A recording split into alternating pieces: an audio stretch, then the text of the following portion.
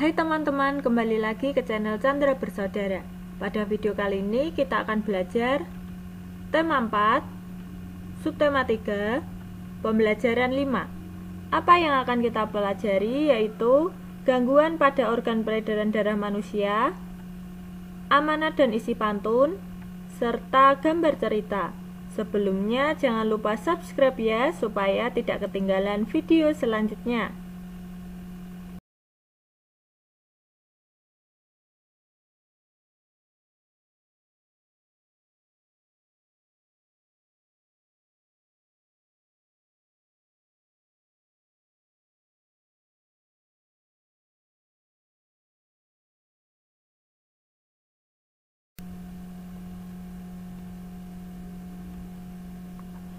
Udin pandai membuat cerita bergambar atau komik.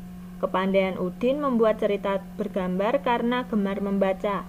Saat liburan sekolah, Udin menggunakan waktunya untuk membuat cerita bergambar. Masih ingatkah langkah-langkah yang harus kamu siapkan dalam membuat gambar cerita? Ya, kamu bisa mengingat lagi melalui persiapan Udin dalam membuat gambar cerita berikut ini. Yang pertama, menentukan cerita yang akan digambar. Udin akan menggambar cerita si pitung. Yang kedua, Udin mempelajari cerita si pitung. Yang ketiga, Udin mempelajari karakter tokoh dalam cerita. Misalnya, si pitung merupakan sosok pemuda yang pandai mengaji dan pandai silat. Dua teman si pitung bernama Rais dan Ji memiliki karakter baik hati, penolong, murah hati, pemberani, dan berakhlak mulia. Ada juga karakter company, yaitu jahat, egois, keras kepala, dan pemarah. Yang keempat, Udin mempelajari alur cerita sederhana tentang si pitung. Inilah alur cerita tentang si pitung. Yang pertama, si pitung rajin mengaji dan silat. Yang kedua, si pitung gemar berlatih silat bersama teman-temannya. Yang ketiga, si pitung gagah berani melawan company demi membela rakyat, bangsa, dan negaranya. Selanjutnya, Udin mulai menggambar sesuai alur cerita yang telah dibuat.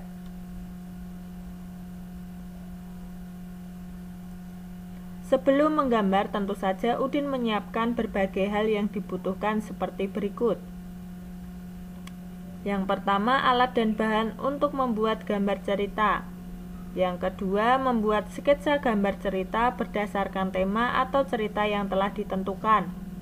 Yang ketiga, menyempurnakan sketsa gambar cerita berdasarkan tema atau cerita yang telah ditentukan. Inilah gambar cerita yang dibuat Udin. Coba bisa kalian amati. Yang gambar pertama, si pitung rajin mengaji dan silat. Kemudian yang kedua, si pitung gemar berlatih silat bersama teman-temannya. Yang ketiga, si pitung mengeluarkan jurus silatnya untuk melawan company.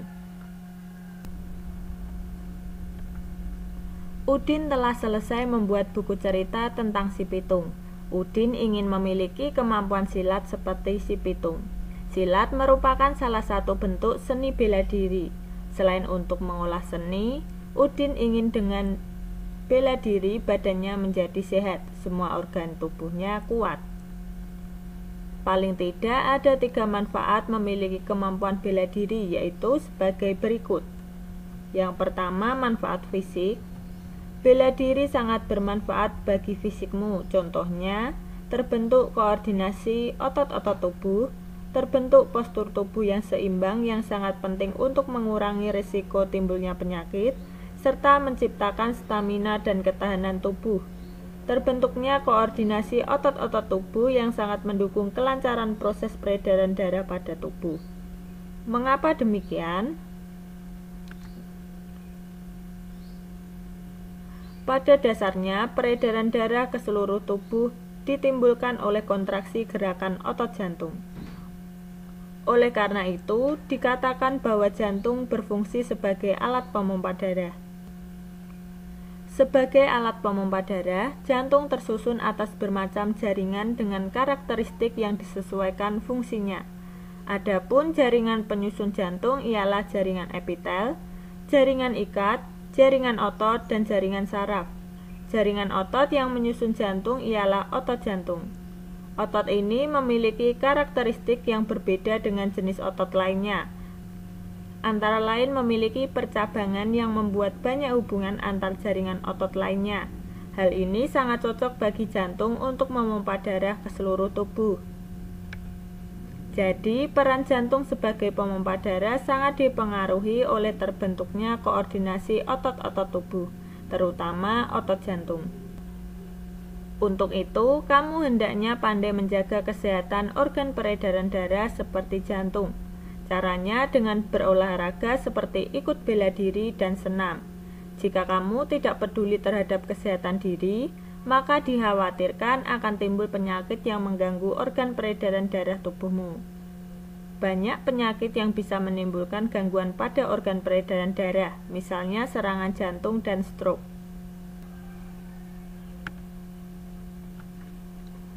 Serangan jantung terjadi saat rusaknya otot jantung akibat kurangnya pasokan darah karena penyumbatan dan terganggunya aliran darah secara mendadak. Serangan jantung adalah puncak dari kerusakan yang berlangsung lama, yang menimbulkan kejutan emosional, kekacauan fisiologis, dan kelelahan mental. Serangan jantung pertama kali digambarkan sebagai rasa sakit di bagian dada yang terjadi terus-menerus hingga setengah jam, kemudian menjalar ke tangan kiri dan rahang. Akibatnya muncul perasaan takut yang begitu besar dan kesulitan bernapas. Adapun stroke adalah gangguan fungsi sistem saraf yang terjadi mendadak dan disebabkan oleh gangguan peredaran darah otak. Gangguan peredaran darah otak dapat berupa tersumbatnya pembuluh darah atau pecahnya pembuluh darah.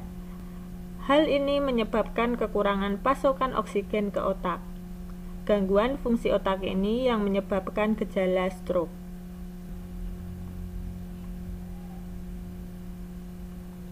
Berdasarkan jenis-jenis penyakit yang mengganggu organ peredaran darah pada tubuh manusia, tentunya dapat kamu buat diagram alur jenis penyakit yang mengganggu organ peredaran darah seperti contoh berikut. Nah, serangan jantung ini disebabkan oleh rusaknya otot jantung. Nah, buatlah diagram alur terhadap penyakit lainnya yang dapat mengganggu organ peredaran darah pada tubuh manusia.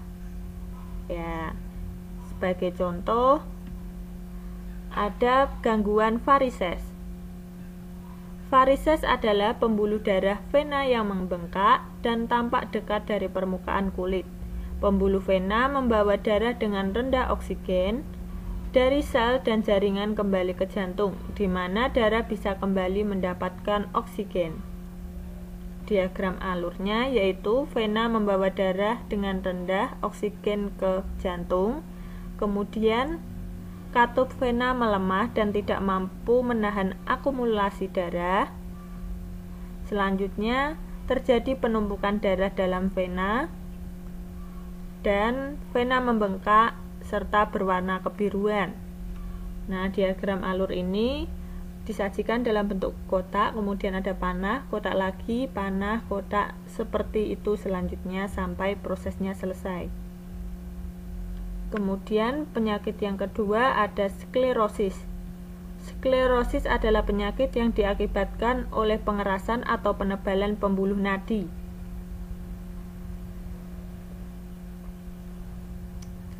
Pengerasan nadi menimbulkan gangguan kelancaran aliran darah. Diagram alurnya yaitu pembuluh nadi membawa darah kaya oksigen ke seluruh tubuh, kemudian terjadi penumpukan lemak dalam pembuluh nadi. Selanjutnya terjadi pengerasan atau penebalan pembuluh nadi, dan yang terakhir aliran darah menjadi terganggu.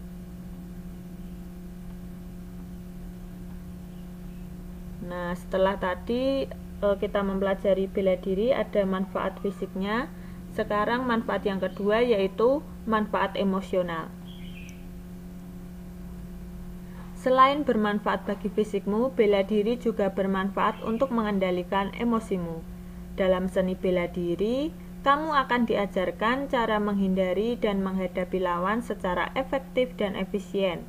Dengan kemampuan tersebut, kamu bisa membela diri dengan melumpuhkan penyerang sementara dan menghindari konflik berkepanjangan. Seni bela diri tidak mengajarkan kamu untuk menghabisi penyerang tanpa ampun. Yang ketiga, ada manfaat sosial. Dalam seni bela diri, kamu akan diajarkan bahwa saat dalam posisi lemah, kamu harus bisa membela diri. Sedangkan saat dalam posisi kuat, kamu harus bisa menjadi pelindung bagi yang lemah. Misalnya, kamu dapat membela diri dari bullying atau perundungan teman di sekolah. Dalam seni bela diri juga diajarkan sistem kerjasama tim dengan cara latihan bersama. Selain itu, bela diri mengajarkan sikap empati dan berbuat lembut. Misalnya, saat berlatih membanting, kamu akan dilatih untuk menjaga agar teman berlatih tidak cedera. Dalam beberapa bela diri, konsep ini bahkan dibawa sampai saat berhadapan dengan lawan sesungguhnya. Tujuan bela diri bukan untuk mencederai lawan, melainkan hanya melumpuhkan serangannya dan menyadarkannya.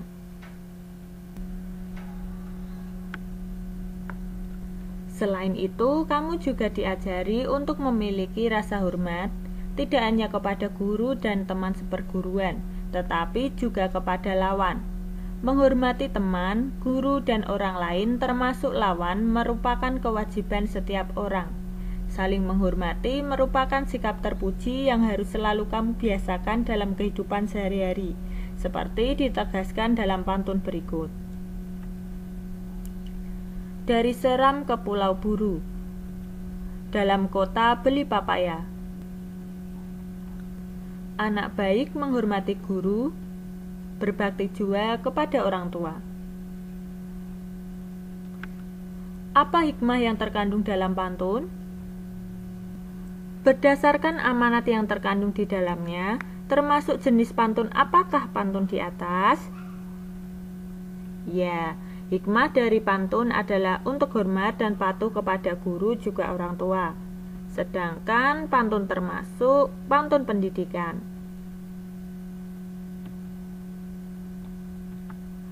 Demikian pembelajaran pada video kali ini, semoga bermanfaat ya, dan sampai jumpa di pembelajaran berikutnya. Bye-bye.